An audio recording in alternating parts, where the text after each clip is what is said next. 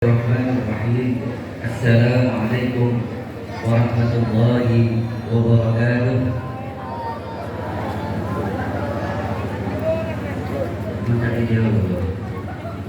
Assalamualaikum warahmatullahi wabarakatuh.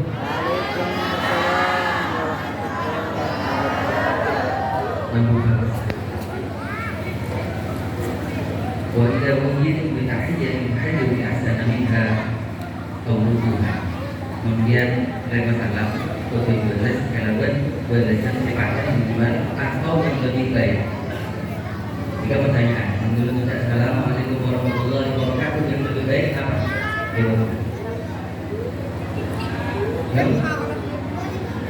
Kalau baik dengan satu doa yang lebih baik lagi.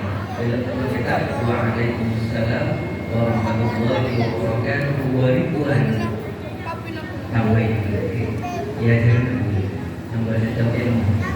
Assalamualaikum warahmatullahi wabarakatuh.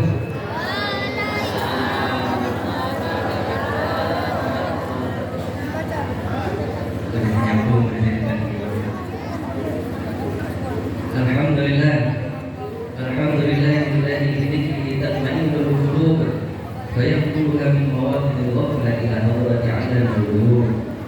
والصلاة والسلام على سيدنا محمد الحبيب المحبوب شافع القلب مفرج القلوب وعلى آله وصحبه ومن إليه المنسوب. قال الله تعالى في كتابه الكريم بعد أعوذ بالله من الشيطان الرجيم إن عدة الشهور عند الله 12 شهرا في كتاب الله يوم خلق السماوات والأرض منها أربعة حروف ذلك الدين القيم.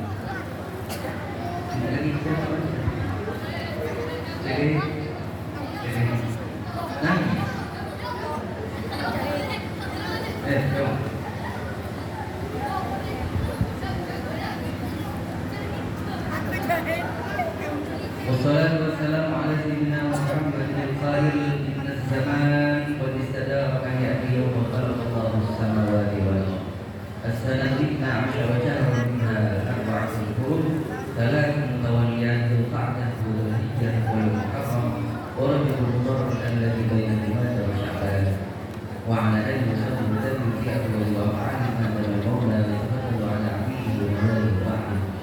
Yang kami hormati para alim, para pengaji, yang saya hormati camat dan segenap musbika yang hadir, para hadir dan yang berbahagia, anak-anak sekalian.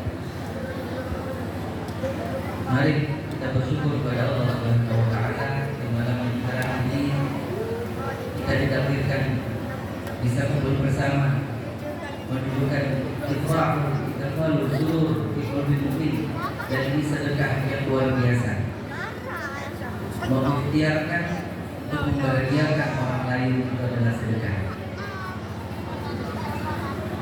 Mari nyereng belum sedekah bagian program kita untuk membatasi waktu hanya maksimal sekitar 30 menit ke depan kita ngaji. Mana yang kita bawakan dan bersanad sengaja saya membawa kitab karena ibu Kiai sanad di mana saya berguru yaitu Habib Muhammad Amin bin Idrus bin Abdullah bin Umar bin Syekh Abu Bakar bin Salim Al-Husaini. Beliau kelahiran baru Jember tapi lama tinggal di Madinah berguru pada Habib Zaid bin Muhammad bin Smith selama hampir 22 tahun lebih dari tahun 1420 Hijriah sampai 1442 Hijriah dan sampai sekarang sering bolak-balik antara baru Madinah karena dibutuhkan oleh guru beliau untuk mengajar studi pada lain. Saya berguru kepada beliau dan kitab yang saya bawa ini kitab yang luar biasa. Nama kitabnya Al-Uruzul Hasinah Al-Adiyah terkait dengan Tausiah Muharram memperingati hari besar Islam yaitu tahun baru Hijriah. Ibu Bu, udah tanya sih. Makin bulan Muharram, bulan orang. Oke. Muharram, Safar, terus Rabiul Awal. Karena tahun ini satu Muharram diawali dengan hari Senin menurut hisab Hujjat hari Senin, hisab hari Ahad, dimakan itu 2 versi. Makan 2 versi. 10 Muharram itu pada saya baca hari Selasa.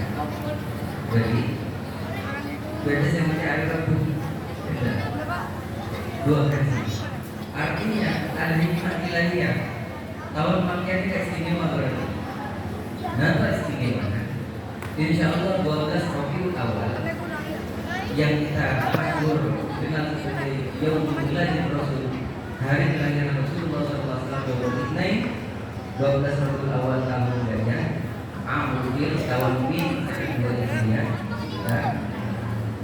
ketika akan jatuh pada hari Senin 16 September. Pas hari ini tahun pakai kemungkinan umumnya hari Jumat. Keistimewaan jelas mungkin jadi keistimewaan tahun pakai tahun 1446 tahun 1446 Hijriah. Jadi kita memperingati 1446 tahun yang lalu Rasulullah hijrah dari Makkah ke Madinah. Berjalan beliau mestinya langsung utara dan selatan dulu dalam rangka musuh-musuh yang Indonesia dan Rasulullah Sallallahu Alaihi Wasallam, dan beliau minta dibuat selama 3 hari 3 malam. Baru kemudian beliau mengisi jalan-jalan sampai pada akhirnya pada bulan Rabiul Awal baru tiba ke Madinah. Itu Madinah yaitu Madinah Rasul yang dulu dikenal sebagai kota Yathrib. Hadirin, hadis yang saya bacakan tadi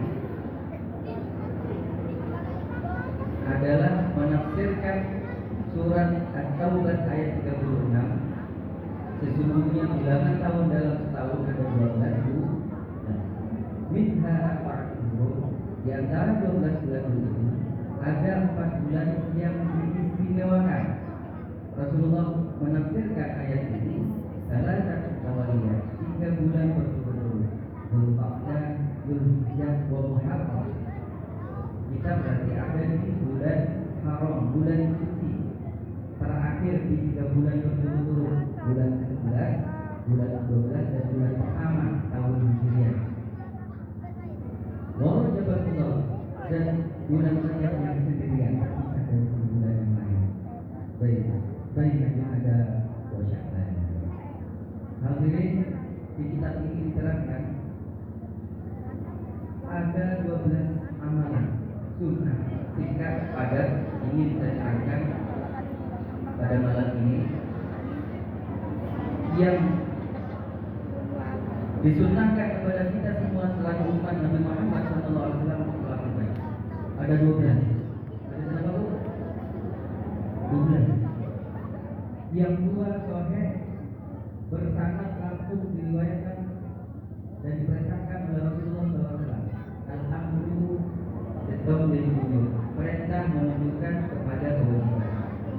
Tapi ada perintah al-amru lillahi menurut kaidah usul fikih. Ada perintah yang maknanya itu sunnah.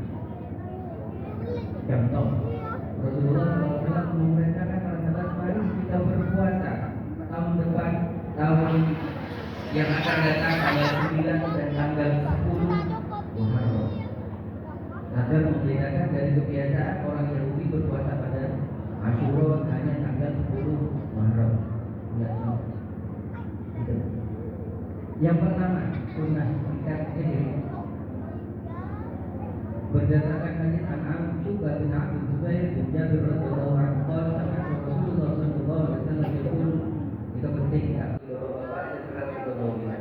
Macam ibu bersih rasa itu meminta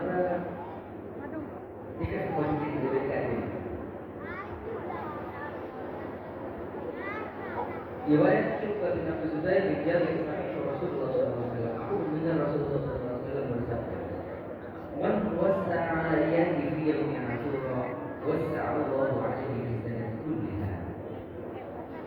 Aku mendengar kata Syukur diriwayatkan dari Abi Sudair dijadi dari Rasulullah SAW bersabda, barang siapa memberi nafkah, meluaskan memberi nafkah yang berlebih kepada anggota keluarganya, terutama kepada istrinya pada hari Asyura beberapa, maka Allah akan luaskan rezekinya yang lebih kepadanya dalam setahun berikutnya.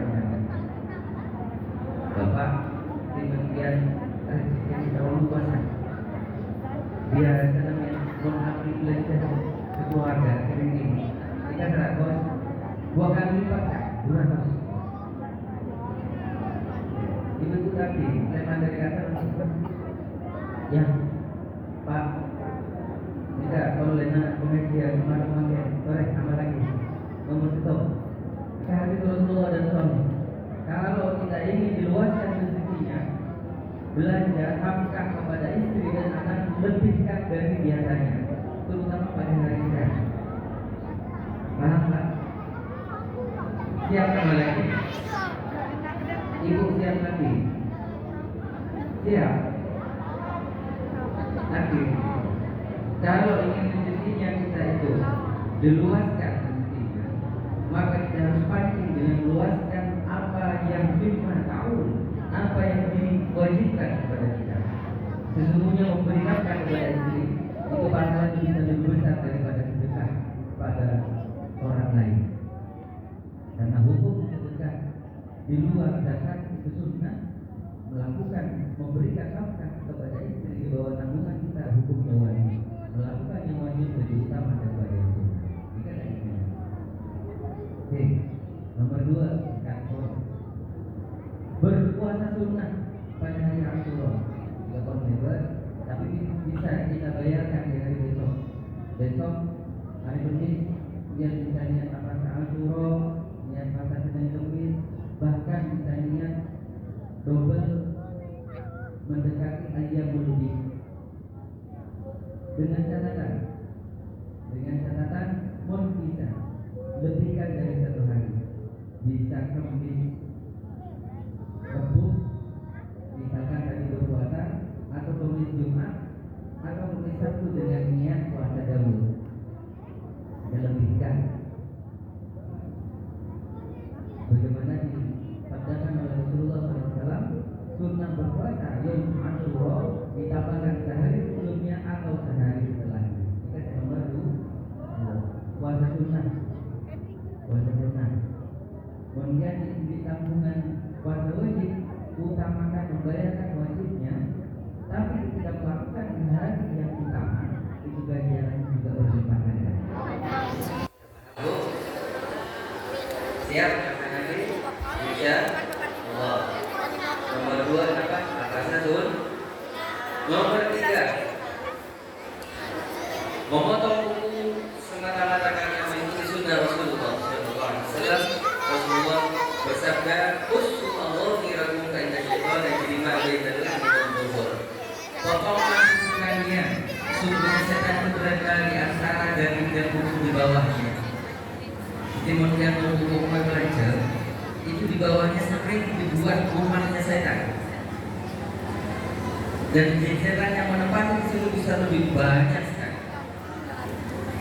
Karena boleh selain sebagai sehari-hari sebagai kedinasan, ini kan sebagai pekerjaan juga kabiran keluarga bisa mempunyai saja. Itu banyak mendapati yang kena gangguan yang sering dilarang itu. Dan uniknya ada penelitian orang India dan orang Pakistan di usia sekitar 70-80 rata-rata mereka itu tuli, tidak bisa mendengar, padahal sebelumnya sehat olahnya. Setelah diuji ternyata zat takut yang mestinya keluar lewat tubuh itu tidak bisa keluar karena dia itu tubuhnya tidak dipotong-potong. Lanjut, kuku kalau panjang itu abilum tak bisa lanjut. Oke, jelas nih. Motong kuku yang terbaik ada di 3 hari. Yang paling baik hari Kamis waktu gak ada sholat asar. Kemudian hari Jumat pagi sebelum Jumatan. Kemudian hari Senin. Jadi Senin, Kamis, Jumat. Lumputi di selain 3 hari ini tidak baik. Kemudian jangan potong kuku selain di hari Senin, Kamis dan Jumat. Bukti talaga arba'ina laila. Dibatasi motong kuku paling lama 40 malam 40 hari, jangan lebih dari itu. Mohon bisa seminggu sekali ya. Hari Kamis sore itu yang terbaik. Ada di kitab kuliah karangan Syaikhul Baqir Al-Jilani, barang siapa ingin terbebas dari kefakiran dan kekesempaan rezeki, maka hendaklah dia motong kuku setelah sholat asar hari Kamis. Itu sore. Coba praktekkan ini, pasti istiqomah. Boleh lihat apa nanti kita sudah usul motong kuku karena Allah. Oke, kita nomor berapa? Nomor 3. Nomor 4. Inna Allah nabi kunci Allah sunnah kita untuk mandi dan bersuci semata-mata mengikuti sunnah Rasulullah dalam menjaga kebersihan kuku. Paling lambatnya itu sepekan sekali sebelum Jumatan. Yang bagian timur terlebih kan. Paling lambat Jumat sekali sebelum Jumatan, bapak-bapak ini sekalian. Tapi bisa beri anggota. Nomor 4. Nomor 5, bersedekah. Karena pahala sedekah sangat besar. Terlebih pada hari mulia ini, hari Asyura, 10 Muharram, dan pada hari-hari yang sangat mulia ini. Banyak peristiwa disebutkan dalam kitab I'anatul Talibin, direkam dalam kitab usul Kajian ini. Banyak kejadian-kejadian dan peristiwa penting yang menjadi benar ini. Kalau di kitab I'anatul Talibin itu ada 20-an. Di kitab ini disebutkan misalkan hari diterimanya taubat Nabi Adam alaihissalam, hari ketika Nabi Idris masuk ke surga tidak keluar lagi sampai sekarang, hari keluarnya Nabi, hari diselamatkannya Nabi dan umatnya dari dengan Safinah, dari banjir bandang, hari diselamatkannya Nabi Ibrahim dari kobaran api, hari diturunkannya Taurat kepada Nabi Musa, hari diselamatkannya umat Nabi Musa dan Nabi Musa, Laut Merah dibelah menjadi 2 dan ada jalan di situ. Banyak sekali kejadian-kejadian istimewa yang terjadi pada Asyura. Maka sunnah kita yang menerima bersedekah. As-sadaqatu tasuddu sab'ina baban min asy-syarr. Sedekah dapat menutup 70 pintu keburukan dan musibah. Saya percepat. Nomor 6. Nomor 6 ya. Bersilaturahim dengan keluarga, kerabat, saudara, idola, tetangga, dan niatkan juga hadir di tempat ini. Kita untuk bersilaturahim, bertemu muka, bertawajuh. Boleh Senin sampai Jumat.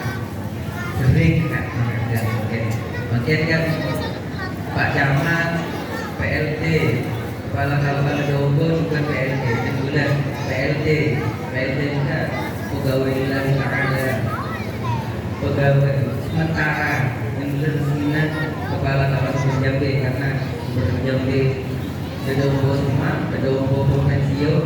Jadi kerjaan sementara sampai nanti Oktober nanti akan ada proses berikutnya. Kita doakan mudah-mudahan iman dan umat musbika semua diberi kesehatan oleh Allah Subhanahu wa taala. Nomor 6 silaturahim. Yang silaturahim Pak Camat juga hadir. Kemudian ini yang penting. Yang nomor 7, acara malam ini terkait dengan hal itu. Mengusap kepala anak yatim dan memberinya sesuatu yang membahagiakan kepada Allah Subhanahu wa taala. Ini ilmu hanya kalian insyaallah punya setahunnya ini. Tata krama ada aturan. Langsung diatur oleh Rasulullah SAW. Ibn Abbas radhiyallahu anhu an Nabi sallallahu alaihi wasallam qala as-sabiyyu alladhi lahu abun yusabu ra'suhu ila salaf. Nanti anak-anak kan disantuni, diberikan sesuatu. Sunnah untuk mengusap rambutnya. Ada perbedaan ketika anak yatim. Anak yatim ini anak yang orang tua laki-lakinya meninggal dunia dan dia itu belum balik. Kalau anak yatim itu diusap dari tengkuk ke atas, ke bulu-bulu. Jadi kamu, paham? Wal yatim yusab Rasulullah sedang, yusab Rasulullah sedang dari belakang dari tengkuk sini dan belakang. Asabil lagi lalu, tapi anak yang judulnya santunan anak yatim dan dua itu lemah secara ekonomi, ada bapaknya tapi bapaknya mungkin kerja ke Bali dan pulang-pulang, ibunya kerja ke mana juga atau cerai nggak terurus, anak itu apa lemah secara perlindungan dari orang tua, ini perlu disantuni juga. Tapi karena dia itu bukan anak yatim, cara usapnya berbeda. Cara usapnya diajar oleh Nabi Sallallahu Alaihi Wasallam. Lalu berusaha Rasulullah dari atas, dari bulu ke belakang. Ini ada filosofinya, hikmahnya cara mengusap ini. Kalau anak yatim itu mengangkat derajatnya dan sekaligus memuliakan dari belakang ke atas. Tapi sebaliknya, kalau anak melengkap orang tuanya itu mengajari tawadu, rendah hati. Ini kan dalam kitabnya jelas. Jelas nih. Jadi kalau mau ada acara mengusap kepala anak yatim dan anak duafa, gunakan anak ramahnya. Kafirul yatim lahu qawlu ghairi ana wa hadani fil jannah. Ya Rasulullah sallallahu alaihi wasallam, dan saya sangat berbahagia malam ini. Kalau A bersinergi dengan panitia berarti awalnya pemilu kalau A target waktu bisa mengumpulkan donasi minimal 2 juta. Ternyata alhamdulillah barusan dilaporkan di Sate kerjasama dengan Masjid Besar 2 juta. Alhamdulillah. Ini bentuk kepedulian kita, dan ini disabdakan oleh Rasulullah SAW ketika disantunkan kepada anak sebagai butuh anak yatim dan duafa, disebutkan oleh Rasulullah SAW, aku dan orang yang menanggung beban anak yatim kehadiran di dunia. Itu seperti ini disebutkan. Semua akan bersama. Kita ini dekat dengan Rasulullah pada Rasulullah ada di surga bukan? Maaf Nabi ini musyrikin bersyuhada bersolihin, mudah-mudahan tidak masuk ke dalam. Allahumma amin. Dikasih nomor betul. Ini yang inti. Jadi malam ini malam kita memfarahkan, membahagiakan anak yatim dan duafa, kita niatkan amal kabul Rasulullah yang nomor 7.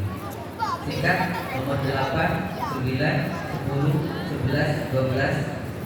Bukan Abu Celak, dia sunnah Abu Celak di bulan seorang bagian. Rasulullah seperti bercelak meskipun tidak bercelak, tapi beliau mengajarkan kepada umat, beliau menggunakan celak. Beliau harum wangi meskipun tidak menggunakan minyak wangi, tapi beliau mencontohkan kepada umat menggunakan minyak wangi. Kita sunnah menggunakan minyak wangi, kita menggunakan sunnah menggunakan celak. Tetapi mana?